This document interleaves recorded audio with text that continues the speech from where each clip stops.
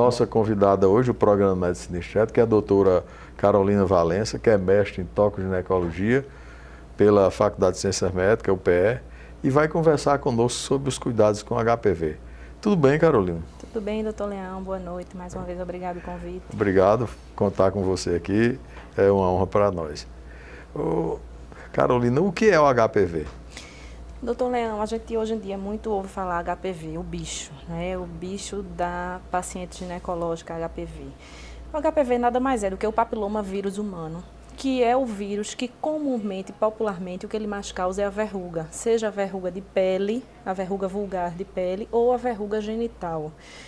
E o HPV, existem mais de 200 tipos de vírus, sobrotipos de HPV, e aproximadamente 40 podem afetar o trato genital inferior, que é o meu alvo como ginecologista, certo?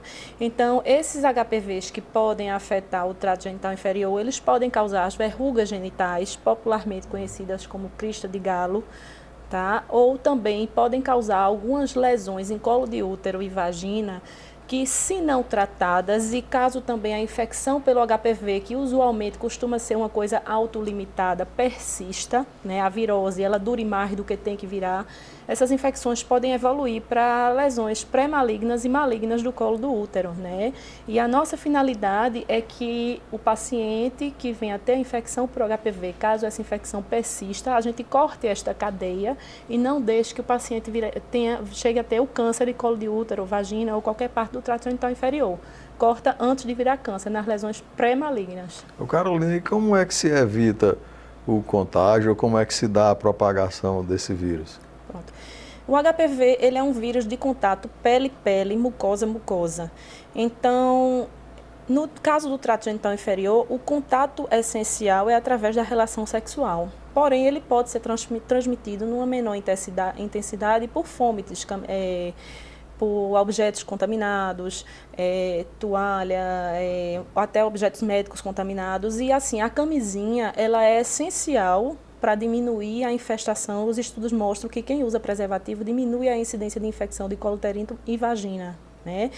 Mas o fato de haver na relação o contato bolsa escrotal, região pubiana, homem e mulher, é pele-pele. Então, assim, a camisinha, ela previne alguma coisa da transmissão do HPV, porém não previne totalmente. Porém, o uso da camisinha, mesmo sabendo que o HPV não é totalmente prevenível pelo uso da camisinha, é importante que a camisinha seja usada por conta das outras DSTs, principalmente o HIV, que a transmissão da camisinha é essencial para evitar essa difusão da doença. É preciso ter atrito ou só no toque já passa? O contato pele a leve pele contato já pode transmitir. Já pode transmitir, né? Exatamente. E ele se dá somente na relação sexual? Não. Como eu expliquei agora há pouco, através de objetos contaminados, não só objetos de uso pessoal, mas objetos médicos, né, que não sejam bem higienizados, esterilizados, pode haver essa transmissão do vírus, obviamente, numa menor relação do que durante o ato sexual propriamente dito, principalmente com aqueles pacientes que ou o parceiro ou a parceira, eles possuem a lesão ativa do HPV, né? A viremia está mais alta, vamos falar Haveria assim. uma predileção maior da reprodução deles na mucosa e como é que é em sexo oral? Depende do tipo de vírus, né? Depende do tipo de vírus. Então, tem vírus de HPV, o HPV ele é classificado, dentre esses tipos que podem acometer o trato genital inferior, existem aqueles de baixo risco oncogênico, que eles geralmente eles causam mais verrugas genitais, tanto em mucosa quanto em pele. Esses de baixo risco oncogênico, eles vão causar verruga, que é uma coisa feia, desagradável, e algumas mulheres se sentem assim com aspecto de falta de higiene, que não é, na verdade, uma falta de higiene. Uma paciente tem uma verruga ou deixar de ter, ela pegou uma doença infecciosa, ela tem que ser tratada. E o outro tipo de alto grau oncogênico, que ele atinge geralmente pele e a mucosa, mas assim, tendo outro tipo de interação a nível celular, que evolui para as lesões pré-malignas. Ele há uma interação do DNA do HPV com o DNA no núcleo da célula, e com isso ele modifica esse DNA, e esse DNA tende a evoluir de forma neoplásica. Não neoplásica, de fato, já o câncer. Ele causa as lesões pré-malignas, quando acontece 1/3, 2/3 ou 3/3 do epitélio, caso na lesão de alto grau, e se romper a membrana basal, que seria a membrana protetora da pele, causa o câncer microinvasor, a princípio invasor. Eu me lembro quando eu era menino, que às vezes a gente tinha muito umas verrugas aí, e dizia, não coça a verruga não, porque... E realmente, quando coçava, aí lastrava o corpo inteiro. É o mesmo tipo de coisa? Mas isso tem fundamento, porque quando você coça, você provoca uma lesão epitelial, mesmo que superficial. Então, você tem uma porta de entrada. E você, com o dedo, você saía disseminando no corpo todinho, né? Não necessariamente nessas proporções, mas faz sentido a história, porque quando você, por exemplo, uma paciente que tem um trauma depilatório, entendeu? Existem duas possibilidades. Então, aquela depilação causou um trauma e a paciente tinha o HPV de forma latente, de forma que aquele trauma deixou a imunidade daquela pele baixa e provocou a doença, ou se ela teve alguma contaminação por objetos de utensílios de salão de beleza, depilação, essas coisas. Então, por isso que é muito importante a gente se preocupar com a higiene também dos lugares que a gente frequenta para fazer esse tipo de procedimento. Pelo que nós vimos aqui, existem vários tipos de HPV, né? Quais são esses tipos? São os de baixo e de alto potencial oncogênico. Né? Então, os de baixo potencial oncogênico são aqueles que vão estar mais ligados à verruga. E os de alto potencial oncogênico são os que mais estão ligados a doenças pré-malignas, as neoplasias intraepiteliais cervicais, no caso de colo, conhecida popularmente como as NIC, ou NIVA, se for neoplasia intraepitelial vaginal, que pode ser de baixo grau ou de alto grau de malignidade. Geralmente, as lesões de baixo grau ou os condilomas genitais, pelo curso viral da infecção, ela pode durar até 2 anos. Então, uma infecção viral ou uma lesão de baixo grau, que é aquela que acomete só 1/3 do epitélio total, seja de colo, de vagina, de vulva, ela tende a durar até 2 anos pela evolução natural da virose, se você não fizer tratamento algum.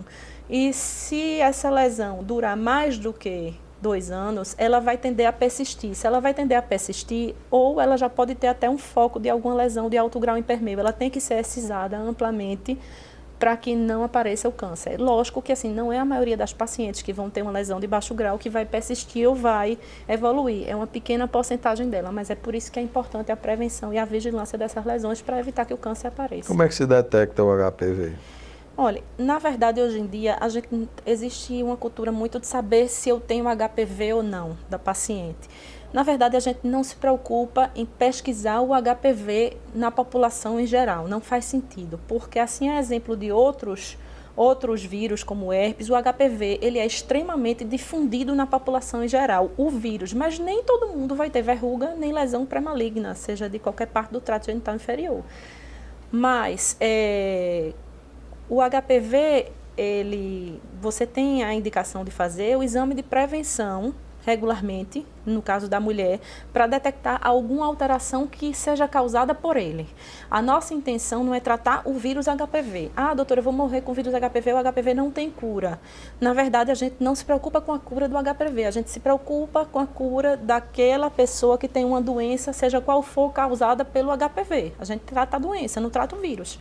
Porque já tem-se várias pesquisas mostrando que se você fizer aleatoriamente a pesquisa simplesmente do vírus HPV na população em geral, 70% a 80% vai ter o vírus, entendeu? O vírus vai estar lá, latente, mas não necessariamente causando doença.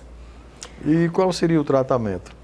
O tratamento vai depender da lesão que o paciente tenha. No caso da verruga genital, dependendo da extensão das lesões e de onde as lesões são localizadas, pode fazer a excisão desde a aplicação de medicação tópica a nível domiciliar, mesmo em casa, ou até a excisão cirúrgica. E no caso das lesões pré-malignas, até 2 anos, pode até nem fazer nada, só expectar. E se passar disso ou tiver algum sinal de que essa lesão já evoluiu, tirar a lesão com margem. A vacina previne a você não contrair o vírus, de maneira alguma ficar imune? Olha, no mercado existem 2 tipos de vacina. A vacina que pega os 2 tipos mais comuns que causam câncer a nível mundial, que é a bivalente contra o 16 e o 18, e a que pega 4 tipos de vírus. Pega os 2 tipos mais frequentes de baixo grau que causam verrugas e os 2 tipos mais frequentes de alto grau que causariam até o câncer de colo de útero do trato genital. Então, a vacina ela previne contra apenas no máximo 4 tipos, mas nós temos mais de 200 tipos e 40 podem atingir o trato genital inferior. Então, a vacina ela é uma proteção mas ela não é tudo. Então, mesmo aquelas pacientes, as meninas que foram vacinadas, elas, quando tiverem vida sexual ativa, elas vão ter que continuar fazendo a rotina de exames preventivos como se não tivesse sido vacinada, principalmente na nossa região, onde há outros tipos, importantemente, assim, de alto grau, que não estão contidos na vacina. Quer dizer que uma pessoa vacinada não estaria certamente fora dos 30% que tinha probabilidade de não ter a latência do vírus. Exatamente, porque existe o 16 e o 18, eles podem ser até 70% das lesões de alto grau e maligna, mas tem aqueles 30% que são o resto dos HPVs que são graves, mas que a vacina não pega. Ô, Carolina, passa o teu contato aí para quem quiser ter mais informação, até mesmo marcar uma consulta com você. Certo, o meu consultório fica lá no edifício Clinical Center, no PINA, edifício Clinical Center Carla Patrícia, na Avenida Domingos Ferreira. E os telefones de lá são 3466-9966, 3466-9963.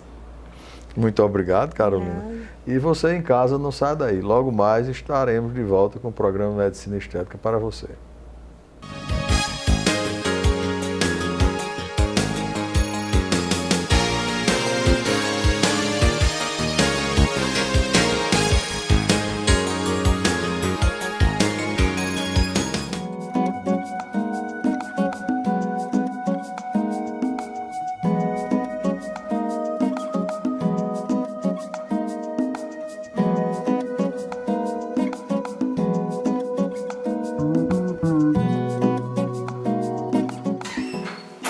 Olá, Beto, tudo bom? Tudo bem, doutor Leão. Vamos entrar, sentar um pouquinho.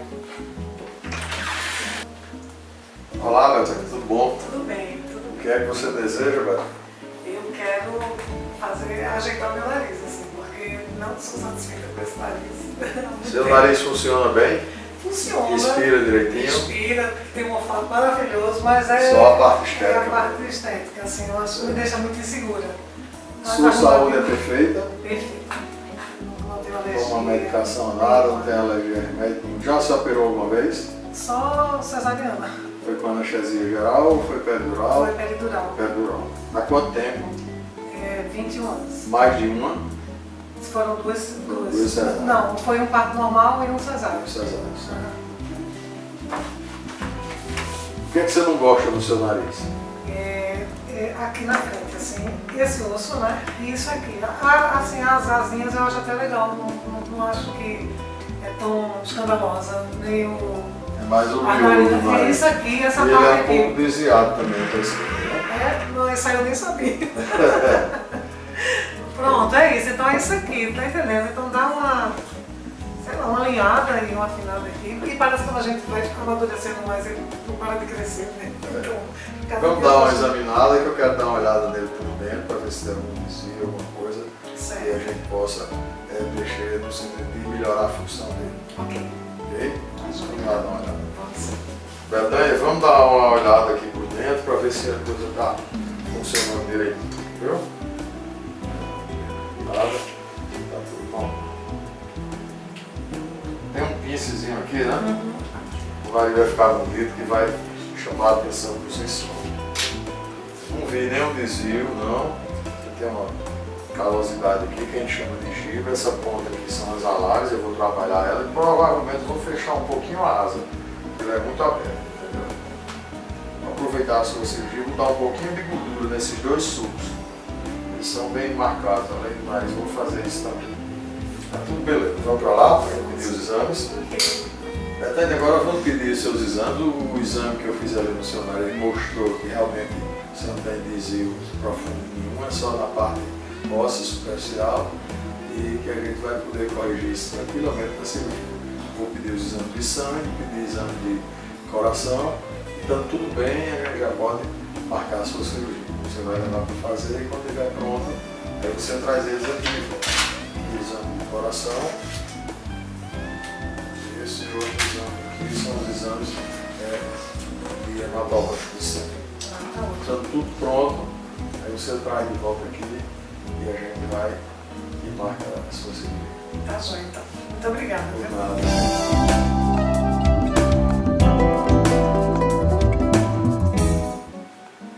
Ok, e aí, Tudo Betânia? bem. Trouxe os exames? Trouxe. Vamos dar uma olhada, ver se está Vamos tudo sim, para ver se direitinho. está tudo bem.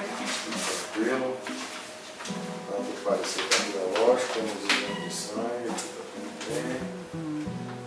Tudo certinho.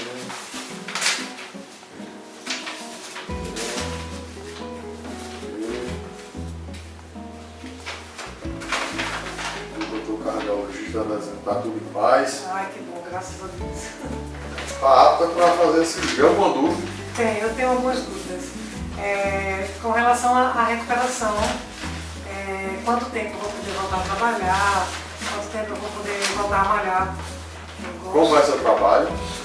Meu trabalho é na frente do computador, né? Que eu sou jornalista e também assim, com produção.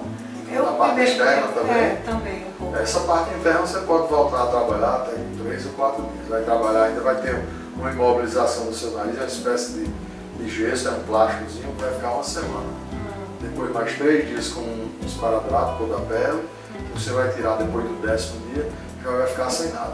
Normalmente, 90% dos casos não fica nem muito roxo o olho. Mas, às vezes acontece, é muito alvo, pode acontecer de ficar um pouquinho, até o olho ficar vermelho. Mas não acontece isso na maioria dos casos.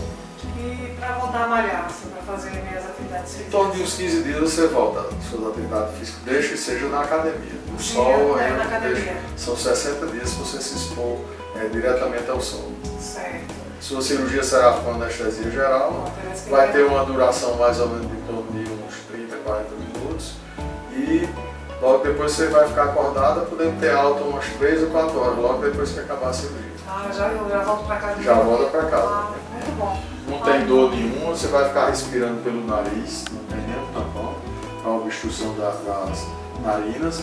Agora essa respiração não será uma respiração normal, devido ao edema que fica na parte interna, o canal de passagem do ar, ele fica um pouco diminuído. E vai ficar como se você tivesse um pouco gripado. Tá certo. Não tem dor nenhuma e vai ser tranquila a sua recuperação, pode ter certeza. Eu vou esperar maravilhosa. Vai, do jeito que você sempre sonhou. Ai, que bom. Tá bom? Tá jóia, então. Tá tudo certo, você vai passar ali fora com a minha secretária e vai marcar o dia da sua cirurgia. Então tá bom. E o nosso próximo encontro agora será no hospital. Que ótimo. Até logo. Muito obrigada. Um abraço. Por nada.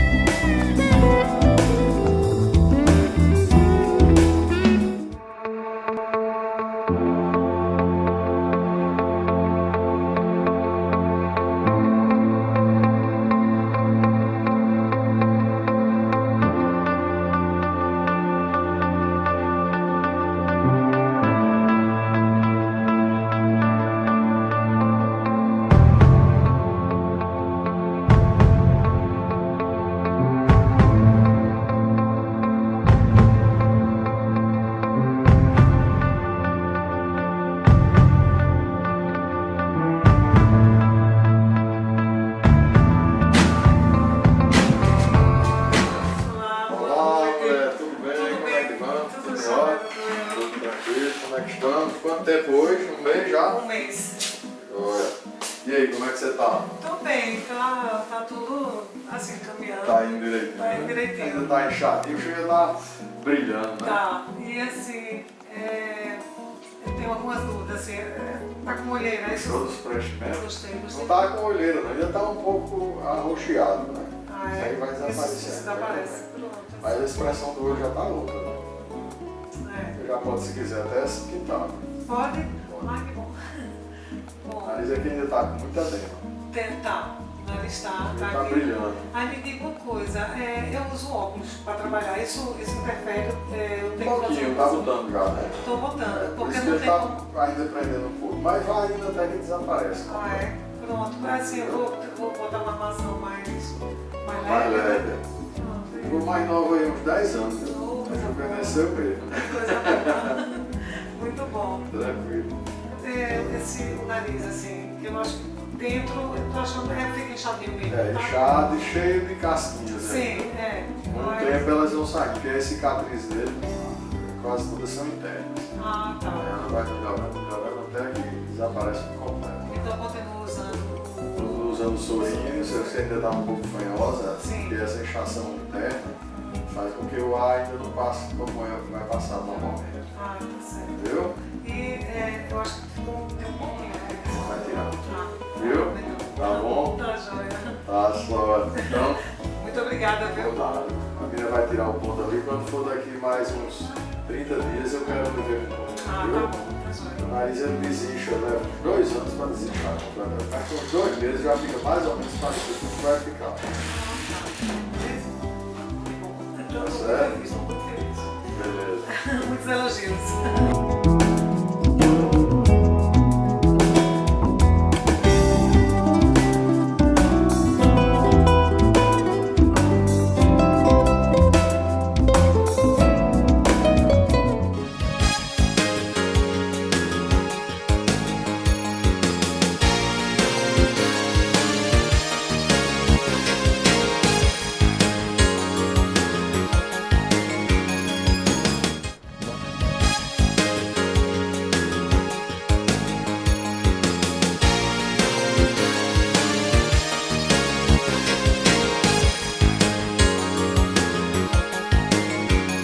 A cirurgia de dermolipectomia abdominal foi inicialmente preconizada para tratamento de hérnias.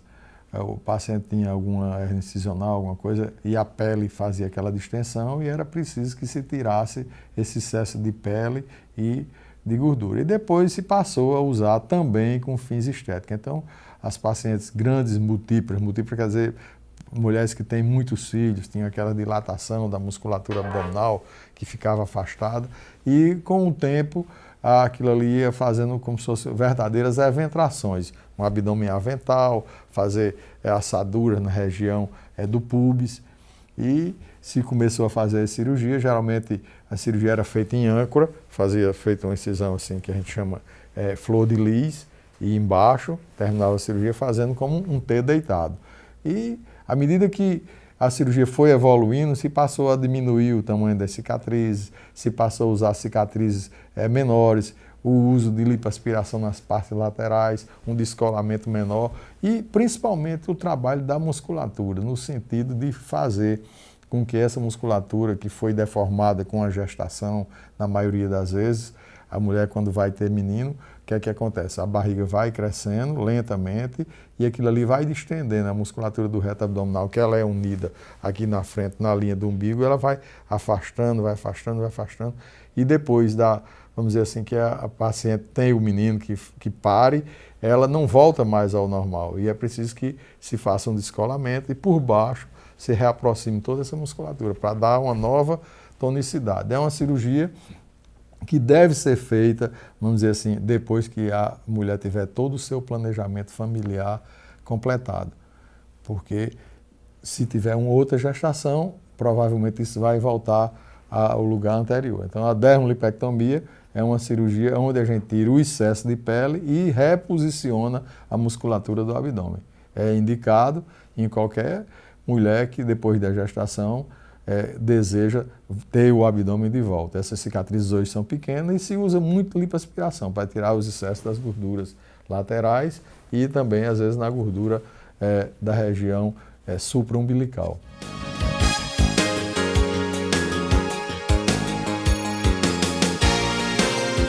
Hoje nós vamos falar sobre rinoplastia, que, vamos dizer assim, é a mãe da cirurgia plástica. A rinoplastia foi, vamos dizer, a cirurgia preconizada pelos indianos com retalhos médio-frontais, onde, no caso, as mulheres adúlteras eram penalizadas e para marcar as mulheres dentro da sociedade, o que é que se fazia? Cortava os narizes das mulheres para elas ficarem marcadas pelo resto da vida. Então, alguns cirurgiões começaram a fazer uma maneira de esconder esse nariz cortado, até pela náusea que as outras pessoas tinham, faziam retalhos frontais. E daí se começou a fazer a cirurgia de nariz, com os fins de reconstrução. E hoje a cirurgia de nariz ela é feita também com fins de estética, além de você ter fins de reparação, quando o paciente respira mal e precisa de uma correção na parte septal feita pelo otorrino, também nós fazemos a parte, vamos dizer, estética da cirurgia.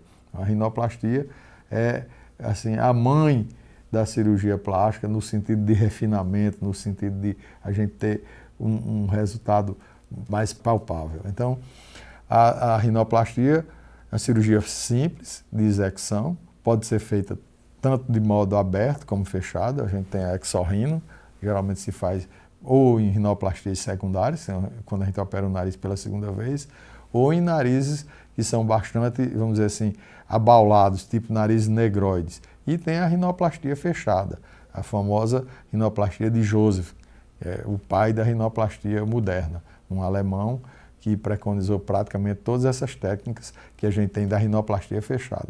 E também tem-se a rinoplastia aberta. É uma cirurgia que se deve ter muitos detalhes, porque às vezes 1 milímetro de diferença faz com que seja aparente. Afinal de contas, aqui no país, a gente não usa burca. Então, todo mundo, quando opera uma mama ou uma barriga, pode usar uma roupa, ninguém vai ver. Mas o nariz não, você tem que expô-lo.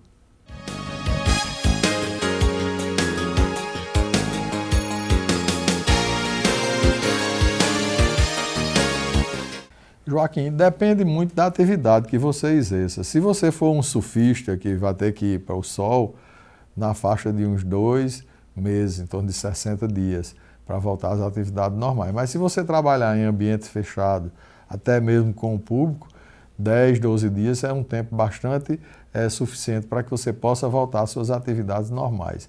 Desde que não vá para o meio de multidões, para não levar pancada, porque vamos dizer assim, a calificação da fratura do nariz, ela leva em torno de uns 30 a 45 dias para se processar completamente. Então, é arriscado você se expor em ambientes de muita gente e levar uma pancada, para que não haja, vamos dizer assim, um refraturamento do nariz.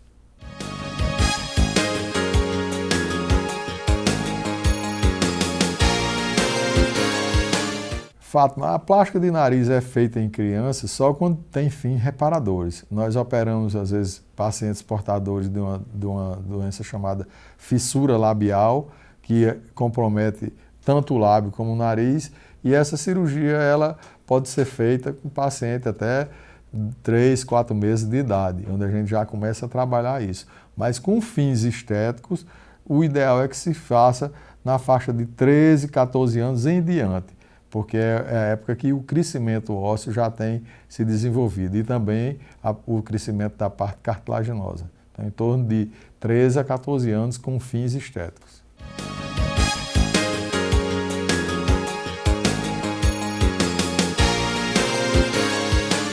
Maria, qualquer intervenção invasiva onde nós fazemos cicatrizes, essa cicatriz ela não apaga mais nunca. Na cirurgia de nariz, quando se pratica a técnica endonasal, as cicatrizes elas são escondidas todas por dentro do nariz, a não ser quando o paciente é portador de uma asa nasal muito avantajada, é onde a gente tem que fazer ressecção. Então, pequenas cicatrizes que são, vamos dizer assim, disfarçadas na laterais do nariz, elas têm que ter.